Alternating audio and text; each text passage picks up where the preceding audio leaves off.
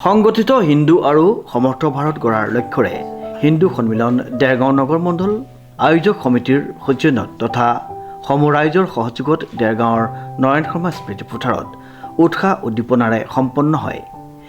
1925 চনৰ 27 ছেপ্টেম্বৰৰ বিজয়া দশমীৰ দিনা কেইজনমান স্বয়ংসেৱকক লৈ আমাৰ পৰম পূজনীয় ডাক্তৰ কেশৱ বলিৰাম হেডগেৱাৰ ডাঙৰীয়াই আনুষ্ঠানিকভাৱে এটি সংস্থাৰ জন্ম দিছিলে, যি কালক্ৰমৰ ৰাষ্ট্ৰীয় স্বয়ংসেৱক সংঘ নামেৰে জনজাত, চমুকৈ RSS।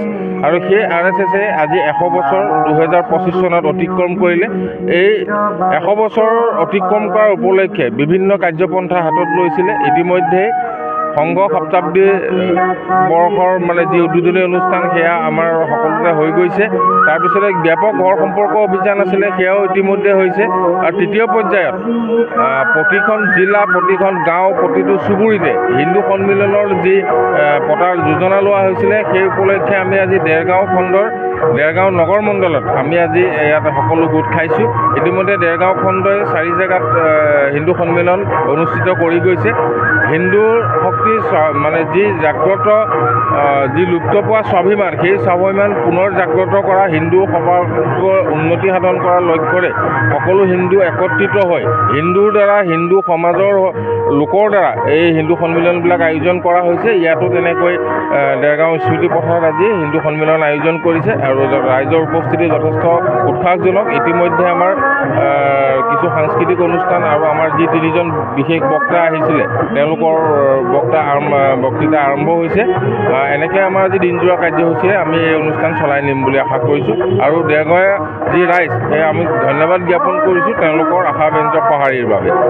আচলতে সজাগ বুলি নহয়, যি হিন্দু গোলামীৰ পৰাধীনতাৰ যি আমাৰ শিকলি আছিলে, সেই শিকলিৰ পৰা আমাৰ যি স্বাভিমান, যি আমাৰ ঐতিহ্য, যি গৰিমা, সেই গৰিমা পুনৰুদ্ধাৰৰ কাৰণে ৰাষ্ট্ৰীয় স্বয়ংসেৱক সংঘই কাম কৰি আছিলে আৰু ইতিমধ্যে সেয়া সফল হৈছে।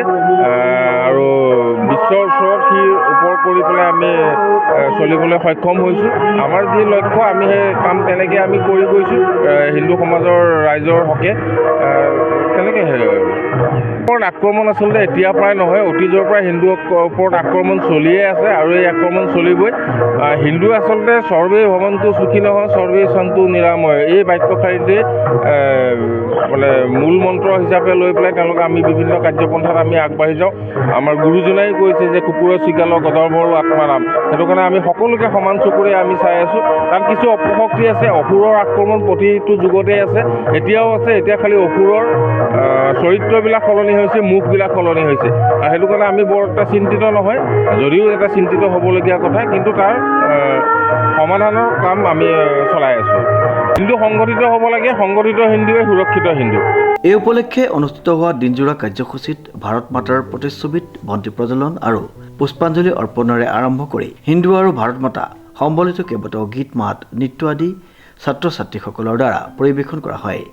লগতে মঞ্চত উপবিষ্ট বিশিষ্ট ব্যক্তিসকলে হিন্দু ধৰ্মাৱলম্বীসকলৰ একতা আৰু ভাৰতীয় আদৰ্শ, পৰম্পৰা, ৰীতি নীতি পালন আদি সম্পৰ্কীয় কেইবাটাও প্ৰাসংগিক বক্তব্য দাঙি ধৰে।